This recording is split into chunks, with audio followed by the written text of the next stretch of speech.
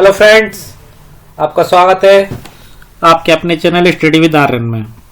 मैं हूं आर्यन और मैं आपके लिए एनसीईआरटी हिस्ट्री क्लास 6 के चैप्टर फर्स्ट के इम्पोर्टेंट क्वेश्चन या मॉक टेस्ट लेकर के आया हूं। एनसीईआरटी के विषय में आपको यह बात बता देना चाहता हूं कि एनसीईआरटी आईएएस की तैयारी का बेस है, यानी कि जब तक हम ABCD नहीं पढ़ेंगे तो हम किसी बुक की रीडिंग नहीं कर सकते हैं। यानी कि एनसीईआरटी की बुक्स हमारा बेस क्लियर करती हैं। बिना बेस के अगर हम किसी कोचिंग में भी जाकर के बैठ जाएंगे तो खाली ऊपर से तो समझ सकते हैं उस चीज़ को, मगर डीपली हम उस चीज़ को नहीं समझ पाएंगे। ठीक है दोस्तों, बहुत से कोचिंग में 10-10 हज़ार रुपये मॉक टेस्ट कंप्लीट कराने के लिए जाते हैं, जबकि उसमें कुछ भी नया नहीं होता है। वो अपने पुराने पैटर्न पे ही उन मॉक टेस्टों को बार बार दोहराते रहते हैं और मात्र पैसे लूटते रहते हैं। इसलिए दोस्तों हम आपके लिए ये मॉक टेस्ट लेकर के आए हैं। यहाँ एक बार हमारे मॉक टेस्ट को ज्वाइन करके देखें, जो बिल्कुल फ्री है, जिसमें आपको निश्चित रूप से फ़ायदा मिलेगा, ये मुझे पक्का विश्वास है। यह मॉक टेस्ट हमने पिछले आईएएस प्री एग्ज़ाम का निरीक्षण करते हुए और आईएएस में आने वाले क्वेश्चन के पैटर्न को मद्देनजर रखते हुए तैयार किया है। ठीक है दोस्तों, आपके टाइम को बर्बाद न करते हुए डायरेक्ट क्वेश्चंस पर आते हैं। देखिए, चैप्टर फर्स्ट ये है एनसीईआरटी इतिहास का हमारे अतीत। इसका हमने मॉक टेस्ट तैयार किया है। ओके दोस्तों, सबसे पहला क्वेश्चन देखिए दोस्तों, भारत में सर्वप्रथम किस नदी पर रहने वाले लोगों ने आखेट प्रारंभ किया? इस तथ्य पर विचार कीजिए। ऑप्शन पहला, नर्मदी नदी पर रहने वाले लोगों ने, नर्मदा नदी पर रहने वाले लोगों ने। ऑप्शन सेकंड, गंगा नदी पर रहने वाले लोगों ने। ऑप्शन थर्ड, केवल फर्स्ट। ऑप्शन फोर्थ, केवल सेकंड। तो दोस्तों सबसे पहले तो आखेट का मतलब जान लीजिए आप लोग। आखेट यानी कि शिकार। पुराने टाइम पर लोग अपने खाने पीने के लिए शिकार किया करते थे और उसे अपने आहार के रूप में ग्रहण किया करते थे। तो यह क्वेश्चन जो पूछा गया भारत के संदर्भ में पूछा गया है। तो दोस्तों इसका जो सही आंसर है वह हम आपको बता देते हैं। नर्मदा नदी पर रहने वाले लोगों ने सबसे पहले आखेट प्रारंभ किया था, यानी कि ऑप्शन यहाँ पर फर्स्ट सही है। बाकी के सभी ऑप्शन यहाँ पर गलत हैं। थोड़ी सी इसके विषय में डीपली आपको बताना चाहूंगा मैं। यहाँ देखिए दोस्तों, नर्मदा नदी पर कई लाखों वर्षों पहले से इस नदी पर लोग रह रहे थे, या रहने वाले आरंभिक लोगों यानी कि शुरुआती लोगों में कुछ लोग जो थे कुशल संग्राहक यानी कि संग्रहण करने वाले, जैसे कि वर्तमान में म्यूजियम कहा जाता है ना, म्यूजियम जहाँ पे पुरानी चीजों का संग्रह होता है, सेम उसी तरह से कुशल संग्राहक थे, यानी सामान को एकत्रित करके रखने वाले, जो क्या करते थे आसपास के जंगलों की विशाल संपदा यानी कि खाने पीने की चीजों से, जानवरों से, फल फूलों से, सारे पेड़ों से, संपदा से परिचित थे अच्छी तरीके से। वो अपने भोजन के लिए जड़ों को, जड़ शकरकंदी हुआ जैसे आलू हुआ, जड़, फल तथा जंगल के अन्य उत्पादों का यही से संग्रह किया करते थे। वे जानवरों का आखेट भी किया करते थे। ठीक है दोस्तों, ये सब कुछ नर्मदा नदी पर रहने वाले लोगों के विषय में मैंने आपको जानकारी दी है। दोस्तों अपने अगले क्वेश्चन पर आते। भारत में किन पहाड़ी क्षेत्रों पर सबसे पहले गेहूं, जौ जैसी फसलों को उपजाना प्रारंभ किया गया था? यानी सबसे पहले भारत के जो पहाड़ी क्षेत्र है वहां पर गेहूं और जौ को किसने और कहां पर उपजाना प्रारंभ किया था? कौन सी पहाड़ियां थी वो? तो दोस्तों आपका पहला ऑप्शन है सुलेमान और किरदर की पहाड़ियां। ऑप्शन सेकंड आपका है गारो की पहाड़ियां। ऑप्शन थर्ड विंध्य पहाड़ियां। ऑप्शन फोर्थ निम्न में से कोई नहीं। तो दोस्तों जो आपका क्वेश्चन है इसका सटीक आंसर बताने के बाद मैं आपको सभी पहाड़ियों के विषय में कुछ कुछ इंपॉर्टेंट चीजें बताऊंगा। तो सबसे पहले तो इस प्रश्न का सटीक उत्तर जान लीजिए दोस्तों। भारत में किन पहाड़ी क्षेत्रों में सबसे पहले गेहूं, जौ जैसी फसलों को उपजाना प्रारंभ किया? तो दोस्तों इसका सटीक उत्तर है सुलेमान और किरदर की पहाड़ियां। सुलेमान और किरदर की पहाड़ियों पर सबसे पहले गेहूं, जौ जैसी फसलों को उपजाना प्रारंभ किया गया था। अब दोस्तों इससे संबंधित महत्वपूर्ण तथ्य इन पहाड़ियों से संबंधित मैं आपको बता देता हूं। ये देखिए दोस्तों, उत्तर पश्चिम में हमारी कौन सी पहाड़ियां स्थित हैं? सुलेमान और किरदर। सुलेमान और किरदर हमारी पहाड़ियां जो है, यहाँ पर सुलेमान गलत लिख गया दोस्तों, उसे मैं आप लोगों को बता देता हूँ।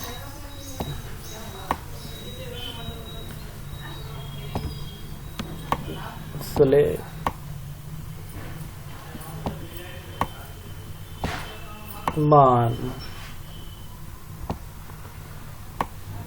तो दोस्तों उत्तर पश्चिम भारत के नक्शे में उत्तर पश्चिम दिशा में सुलेमान और किरदर पहाड़ियां हैं। और इसी क्षेत्र में कुछ ऐसे स्थान है दोस्तों जहां पर 8000 वर्ष पहले, दोस्तों महत्वपूर्ण पॉइंट है ये, 8000 वर्ष पहले स्त्री और पुरुष दोनों ने मिलकर सबसे पहले गेहूं जौ जैसी फसलों को उपजाना प्रारंभ किया था। कहां पर किया था दोस्तों? पहला ऑप्शन जो था आपका सुलेमान और किरदर की पहाड़ियां, उसके बारे में मैंने आपको बता दी। कितने हजार साल पहले की बात है दोस्तों? लगभग 8000 वर्ष पहले की बात है। ठीक है दोस्तों। और इसी पहाड़ी के लोगों ने भेड़, बकरी, गाय और बैल जैसे पशुओं को पालतू बनाना भी शुरू किया था। ये लोग गांव में रहते थे, यानी कि दोस्तों कैसी सभ्यता थी? ये ग्रामीण सभ्यता थी। इंपॉर्टेंट पॉइंट है दोस्तों, इसे ध्यान रखना यहाँ पर, ये ग्रामीण सभ्यता थी जो सुलेमान और किरदर पहाड़ियों के सहारे बसी हुई थी। दूसरी पहाड़ी जो थी आपकी गारो की पहाड़ी, तो इसके विषय में बता देना चाहता हूँ, ये भारत के उत्तर पूर्व में स्थित है। और जो आपकी तीसरी पहाड़ी थी वे थी विंध्य पहाड़ी, जो मध्य भारत में स्थित है, जिसे विंध्याचल भी कहा जाता है, विंध्याचल पर्वत या विंध्याचल की पहाड़ियां। ये कुछ ऐसे क्षेत्र थे दोस्तों जहाँ कृषि का विकास हुआ। यहाँ सबसे पहले चावल उपजाया गया। जहाँ चावल उपजाया गया वह स्थान आपका विंध्य पहाड़ियों के उत्तर में स्थित है। कहाँ पर स्थित है दोस्तों? विंध्य पर्वत के उत्तरी क्षेत्र में स्थित है। ठीक है दोस्तों। इससे संबंधित मैं आपको इंडिया का मैप भी दिखाना चाहूंगा, जिससे आपके कॉन्सेप्ट क्लियर हो सके दोस्तों। ये देखिए दोस्तों, ये है इंडिया का मैप। इंडिया के मैप में ये उत्तर पूर्व दिशा है। दिशाओं के विषय में आप जानते होंगे, फिर भी मैं आप लोगों को एक बार बता देता हूँ। ये जो दिशा है ये पूरब कहलाती है, ये जो दिशा है ये पश्चिम कहलाती है, और ये जो दिशा है ये उत्तर कहलाती है, और ये जो नीचे वाली दिशा है दक्षिण कहलाती है। ये दोस्तों मैं इसलिए बता रहा हूं यहाँ पर क्योंकि भारत के नक्शे में सुलेमान ये रही और किरदर पहाड़ी ये रही, ये उत्तर पश्चिम में स्थित है, यानी कि इस जगह पर स्थित है, इस जगह बीच वाले हिस्से में। अकॉर्डिंग टू मैप अगर आप देखना पसंद करेंगे, अगर एक लाइन आप बीच में इंडिया के मैप में खींच देते और इसको एक लाइन खींच देते हैं, अब आपको दिशाओं का ज्ञान हो गया होगा। तो आप देख लीजिए सटीक तरीके से ये उत्तर पश्चिम में ये पहाड़ियां किरदर और सुलेमान स्थित हैं।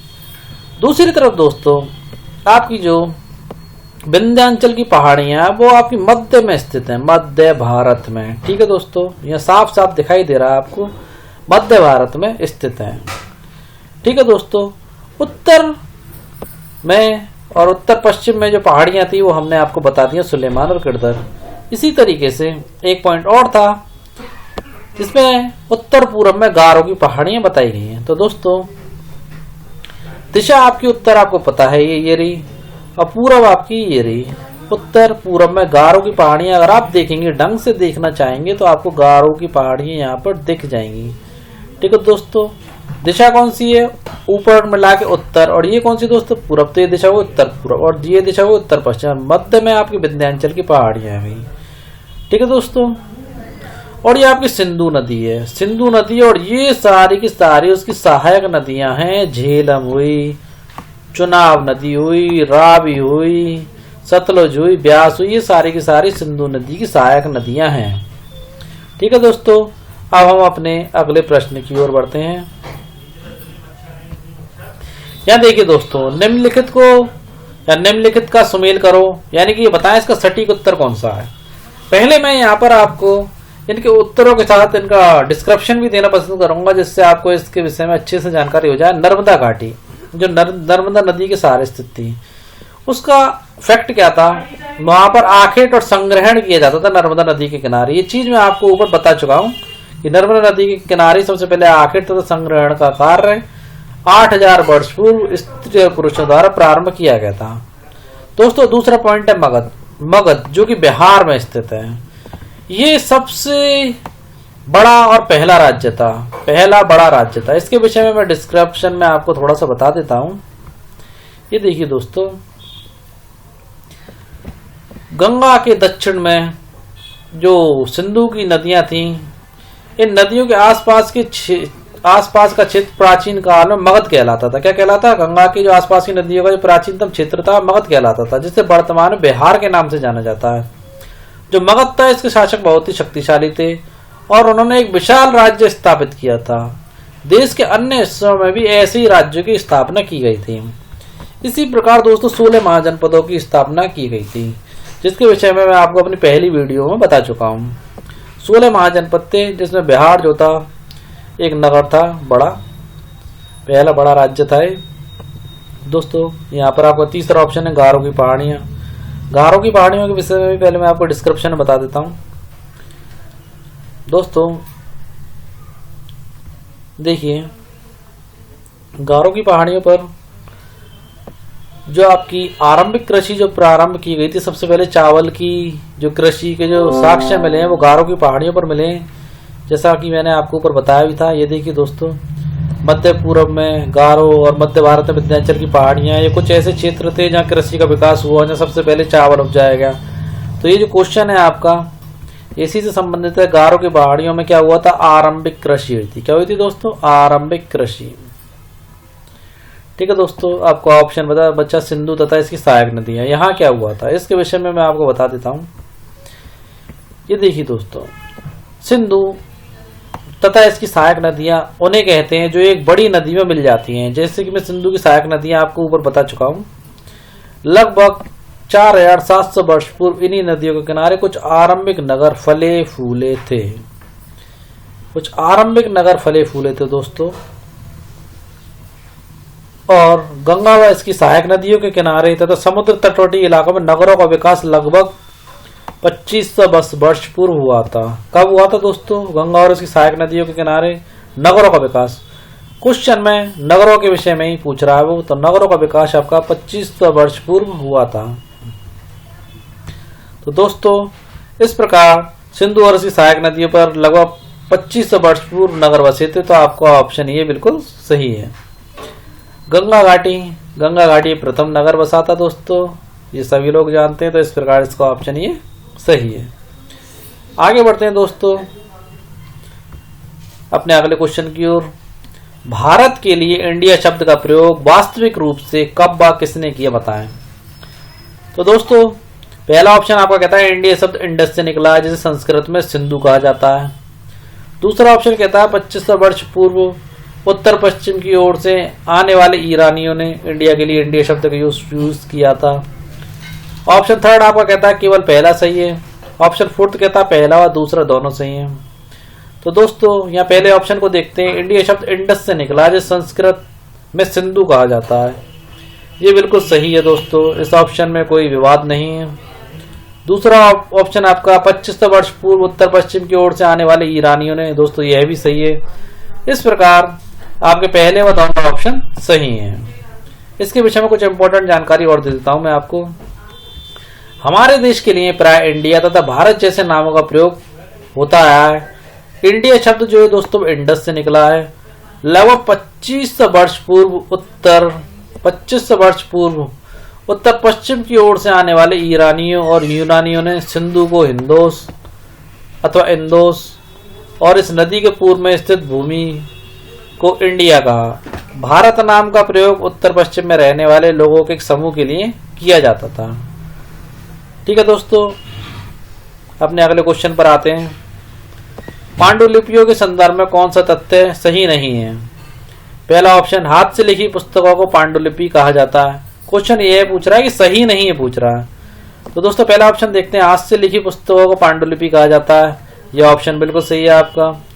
ऑप्शन सेकंड, मैन्यूस्क्रिप्ट शब्द लैटिन शब्द मेनू जिसका अर्थ हाथ है से निकला है। दोस्तों यह ऑप्शन भी आपका सही है। मैन्यूस्क्रिप्ट शब्द लैटिन शब्द मेनू जिसका अर्थ हाथ है से ही निकला है। ये पांडुलिपि प्राय ताड़पत्रों अथवा हिमालय क्षेत्रों में उगने वाली बुर्ज नामक पेड़ की छाल से विशेष तरीके से तैयार भोजपत्र पर लिखी जाती थी। जैसे आजकल कागज होता है दोस्तों, वैसे ही एक भोजपत्र बनाया जाता था, उस पर लिखी जाती। यह फैक्ट भी एकदम सही है दोस्तों। ऑप्शन थर्ड भी आपका। अगला ऑप्शन है आपका, इन पुस्तकों में धार्मिक मान्यताओं व व्यवहारों, राजाओं के जीवन, औषधियों और विज्ञान आदि सभी प्रकार के विषयों की चर्चा मिलती है। यह बात ही बिल्कुल सही है दोस्तों। तो दोस्तों यहाँ पर पांडुलिपियों के संदर्भ में जो भी बात कही गई है वो सभी चीजें बिल्कुल सही हैं। 4 ऑप्शन यहाँ पर आपके सही हैं, कोई भी गलत नहीं है। प्रश्न आपका छठा, अभिलेखों के विषय में कौन सा तथ्य सही नहीं है? पहला, ऐसे लेख पत्थर अथवा धातु जैसी अपेक्षाकृत कठोर स्तर पर उत्कीर्ण किए हुए मिलते हैं। दोस्तों बिल्कुल सही है, अभिलेख पत्थर और धातु जैसी कठोर चीजों पर ही उत्कीर्ण किए हुए मिलते हैं। ऑप्शन सेकंड, कभी कभी राजा अथवा अन्य लोग अपने आदेशों को इस तरह उत्कीर्ण करवाते थे। ये बात भी बिल्कुल सही है दोस्तों। शासक लड़ाइयों में अर्जित विजयों का लेखा जोखा रखते थे। ये बात भी बिल्कुल सही है दोस्तों। राजा रानियों सहित अन्य स्त्री पुरुषों ने भी अपने कार्यों के विवरण उत्कीर्ण करवाए।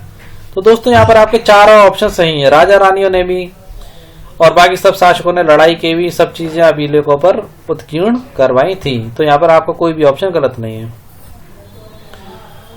दोस्तों एक चीज और बता देते हैं अभिलेखों के विषय में। यह लगभग 2250 वर्ष पुराना एक अभिलेख है जो वर्तमान के अफगानिस्तान में जो कंधार है वहां से प्राप्त हुआ है। यह अभिलेख अशोक द्वारा बनवाया गया था और इसमें अशोक के आदेश उत्कीर्ण करवाए गए हैं। अशोक जो कि शासक हुआ है महान, जो कलिंग की लड़ाई हुई थी जिसमें 2 लाख लोगों का नरसंहार हुआ था। यह अभिलेख इन क्षेत्रों में प्रयुक्त होने वाले यूनानी और अरामाइक नामक 2 लिपियों तथा भाषाओं में लिखा हुआ है। ठीक है दोस्तों, आगे अगला प्रश्न, ईसा पूर्व तथा ईसा से आप क्या समझते हैं? ऑप्शन पहला, ईसा मसीह के जन्म से पहले, ईसा मसीह के जन्म के बाद। कथन पहला सही है, कथन दूसरा सही है, कथन पहला गलत है। कथन पहला सही है व कथन दोनों सही है, कथन पहला व कथन दोनों गलत है। तो दोस्तों ईसा पूर्व और ईसा से तात्पर्य ये है, ईसा पूर्व यानी कि ईसा मसीह के जन्म से पहले और ईसा मसीह के जन्म के बाद। ठीक है दोस्तों, ईसा मसीह के जन्म के बाद जो चालू हुआ दोस्तों वो आपकी होती ईसवी। क्या दोस्तों? ईसवी। और जो ईसा मसीह के जन्म से पहले थी ईसा पूर्व यानी कि ईसा मसीह के जन्म होने से पहले। इसलिए दोस्तों तिथियों को हिंदी में ईसा पूर्व और ईसवी के रूप में लिखा जाता है। ठीक है दोस्तों, मुझे लगता है इसमें आपको कोई कंफ्यूजन नहीं रह गया होगा। कुछ और बातें बता देते हैं इससे संबंधित आपको फटाफट से। ईसा पूर्व को अंग्रेजी में बीसी कहते हैं एवं बीसी का पूरा नाम बिफोर क्राइस्ट है। ठीक है दोस्तों, और ईसवी को अंग्रेजी में ईडी कहते हैं एवं ईडी का पूरा नाम एनो डोमिनी है। Okay friends,